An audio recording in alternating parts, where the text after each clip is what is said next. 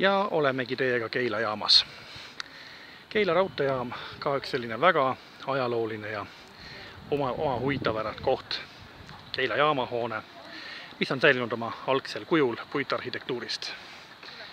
Ja praegu, nagu näete, siin on ka väga kenaks tehtud selline pargiosa ja ka selline inglise stiilis kell, nagu Londonis või kuskil mujal brittide juures selline jaamakell. Praegu siin kohvikus Keegel. Keegel on siis vana Keila nimetus ja jaamahoones siis selline asutus. Nii, aga nüüd vaatame siis, mis siinpool on. Siinpool oleme arenenud suur rattaparkla Keilas lukustatav.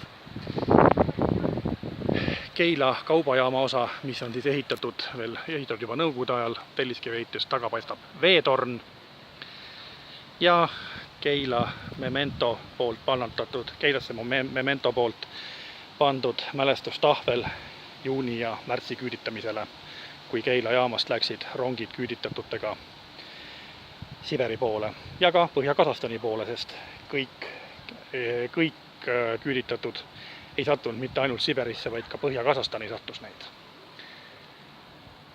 Ja liigume veelgi edasi. Nüüd vaatame siin raudtee poole. Loomulikult on raudtee aegade jooksul siin väga palju muutunud ja jaamas on väga palju muutunud. Ja nagu me näeme siis siin, läheme siit üle.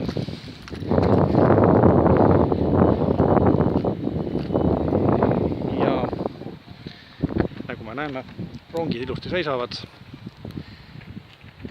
ja kunagi lähevad nad siit edasi veel Haapsalu poole. Siin Keila poole peal ka Tšerepanovo silt, tõenäoliselt siis kunagise Keila peatuse nimetus.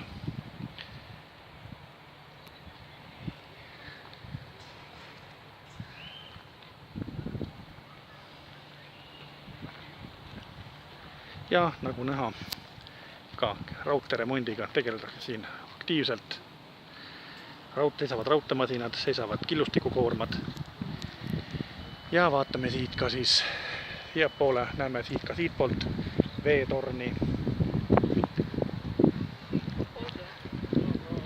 Ja sealt eestpoolt paistab veel üks asi ja järgmises lõigus me ka sinna jõuame.